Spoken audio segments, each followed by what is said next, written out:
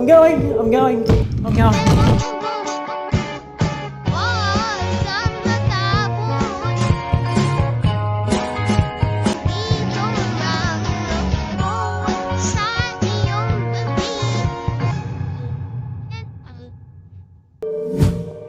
Welcome back mga boss, mga master, at panibagong reaction na naman ang gagawin natin dito. At ang video na papanood natin ay galing kay Nook Top 5. At siguradong magugustuhan ninyo, at habang nandiyan kayo, samahan nyo akong mag-react dito. Kaya umpisa na natin at baka umpisahan pa ng iba. Okay, eto na. A mother is sitting with her two daughters while they eat. Suddenly, the oldest daughter becomes very disturbed and frightened by something she can see in the other room, even though there's nothing visible in the video.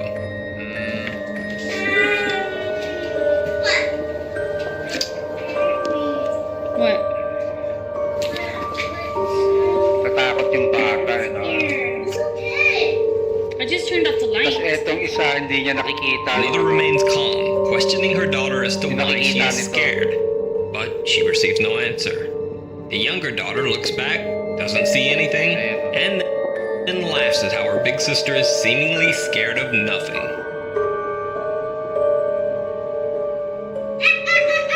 Natawanan niya pa yung yung kasama niya yung bata.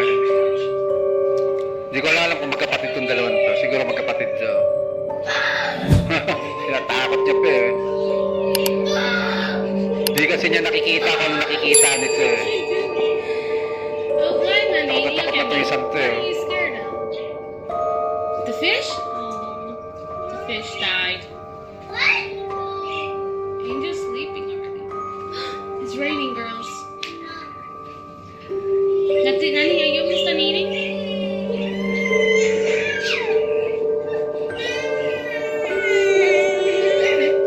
Look at me. Nagtawa yung isa eh.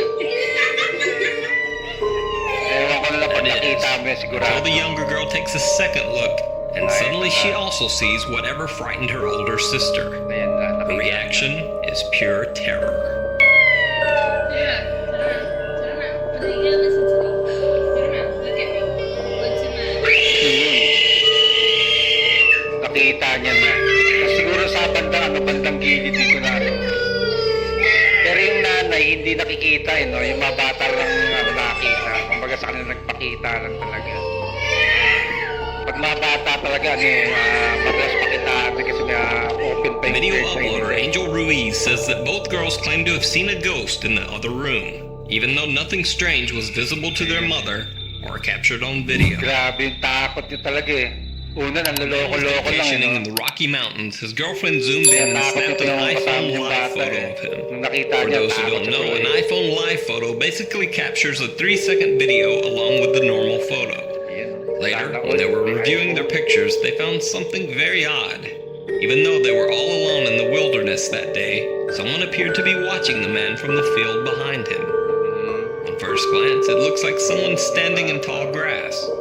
But as this shot shows, the grass in that area is not that tall. So on second look at the photo, it almost appears as if the person was actually hiding in the grass. But the iPhone live photo 3-second video shows something very different. It almost looks like someone walking, even though half of the person's body would be beneath the ground. When the video is motion stabilized, it looks even creepier. YouTube user BScotty320 Pero hindi natin alam kung legit ba yun eh. Baka malay mo kasama nilang bata rin yun, di ba? Pero sa inyo na lang panoorin nyo. Kumbaga, tingnan nyo kung maniniwala kayo kung hindi, di ba? Kayo na bahala mag-husga nga daw, sabi ni Sir Crypt. Alright, so balik tayo rin sa pinapanood natin. Ito bata na naman ulit. 21 was suspicious that his little sister was playing with his food every time he left the room. So he set up a camera to catch her in the act. Sure enough, she was playing with his food, Itong bata. but she also seemed to be talking to someone who wasn't there.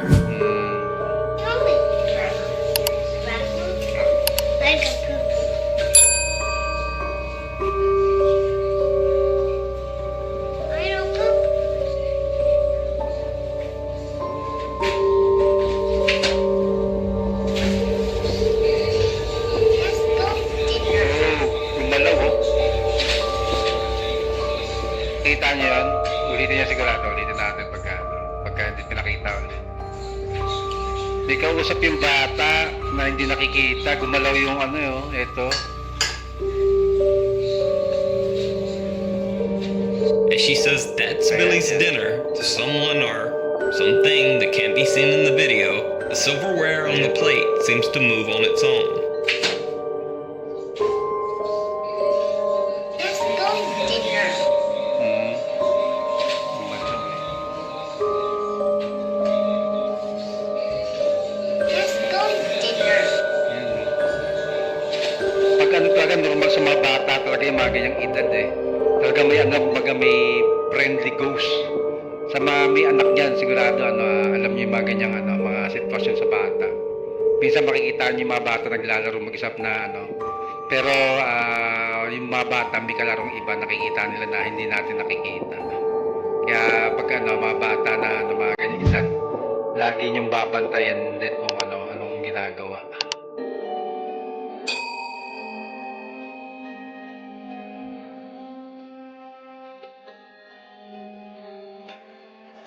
This is Dalhousie Castle in Scotland. It's 800 years old. Eto maganda to kasi 800 years old yung kung castle ba tawag dyan, castle yan Eto, diretso natin. And the reason why we're here is because the place is rumored to be haunted. Australian reporter Helen Parker never believed in ghosts.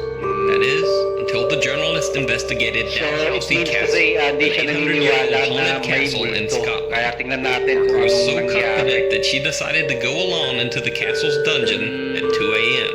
Sa Just dungeon her siya and punta. a camera. Mag-isa lang siya. Tingnan natin It's kung now anong about nangyari. 2 o'clock in the morning. Hindi siya Down naniniwala sa in the multo dungeon, we were having dinner earlier tonight down here. It's definitely a very, very different mood now. The rest of the castle have gone to bed. Now I should point out I'm the only one in the dungeon. Just me and my camera, and I'm facing the only doorway. Para madaling makatakbo. Had no signs of her tonight. If you were going to see a ghost, you think it would be here? After sitting for a while and witnessing nothing, she even starts joking about how the castle's ghost called Lady Catherine might be, quote, rubbish. So maybe it's all just rubbish. Maybe it's all just hocus pocus. Maybe there was this thing's gonna haunt them. Then she even starts taunting the supposed spirit. Anyway, I'm prepared to wait. Catherine. Oh, Catherine. It's creeping me out now.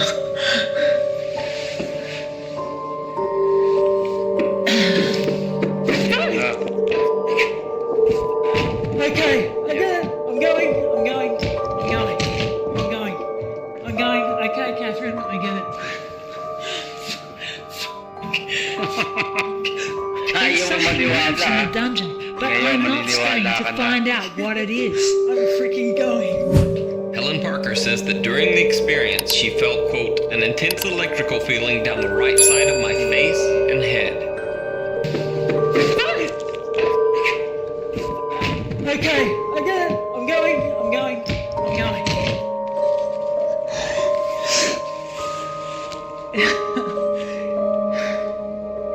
I'd like to think I'm a pretty rational person.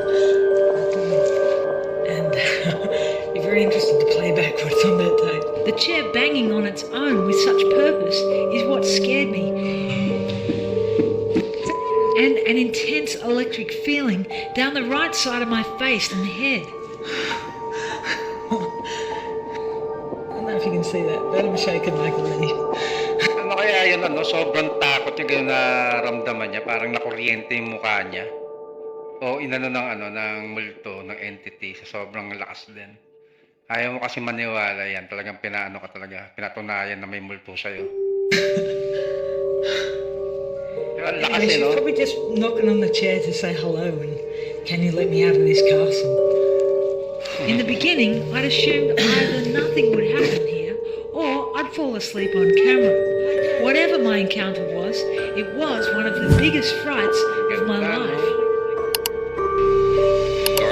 Kumbaga isipin mo, nakuryente yung mukha niya. O sa sobrang takot niya, ganun naramdaman niya na. Kasi hindi kasi naniniwala, kaya pinatunayan sa'yo na may multo talaga. Mapapasaan. Tapos biniro mo pa. Guards at the loading dock in Mexico spot something strange on their security camera. What looks like a young girl dressed in all black is standing. Ito guys, panoorin nyo ng mabuti. Hindi ko sasabihin kasi napanood ko na ito. Kung ano yung talagang dyan, anong tema ng video na to. Ang galing, kahit ako nagulat ako rito sa video na to eh. Kaya panoorin nyo mabuti to. Kumbaga una, parang simple lang pero magugulat na lang kayo yung pinaka-tema ng video na to. Near one of their trucks. While two guards go outside to investigate, the others watch on the CCTV camera.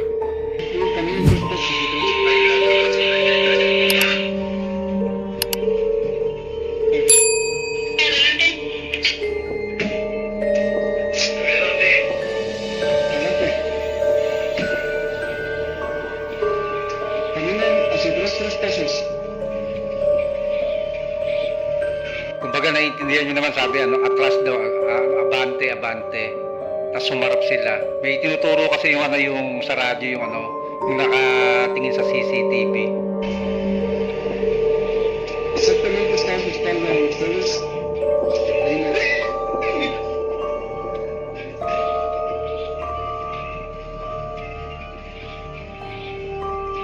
Exactamente ellos están haciendo su movimiento ahorita. Diles. Adelante, lo escucho.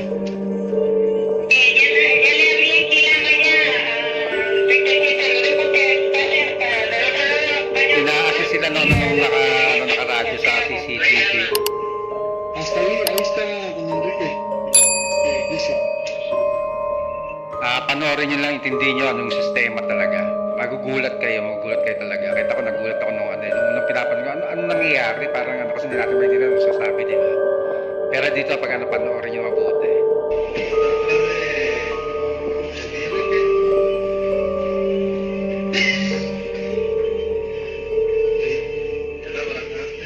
Kaya may dumating pang isa yun. Despite the girl being visible on the security camera monitor, the guards on the lot can't see her, even though she is standing right beside them. While the other guards inside try to direct them to her location over the radio, the guard shines his light around, but they both still seem to see nothing. It almost looks as if the guards believe that they are being pranked by the other security guards inside at the CCTV monitor. Creepiest of all, as the guards search, they seem to pass right through the girl. And one guard's flashlight shines right through her body as well. Ayan. Bali, etong yung babae ito yung matanda. Ulit. The guard Yung shines his matandang light ito, around, but hindi they still nakikita seem ng to see dalawa sa nothing. CCTV It nakikita. almost looks as if the Kasi guards magugulat believe ka that din they yung are sa being ilaw. pranked by the other security guards inside at the CCTV monitor. Creepiest of all, as the guards search, they seem to pass right Ayan, through the ganun, girl. ganun, And one guard's flashlight shines right Kasi through yung her ilaw, body as well. sumatago sa'yo, no? Hindi kasama yung matanda, parang anino lang siya. Pero yung dalawang to, hindi nakikita yung itong matanda.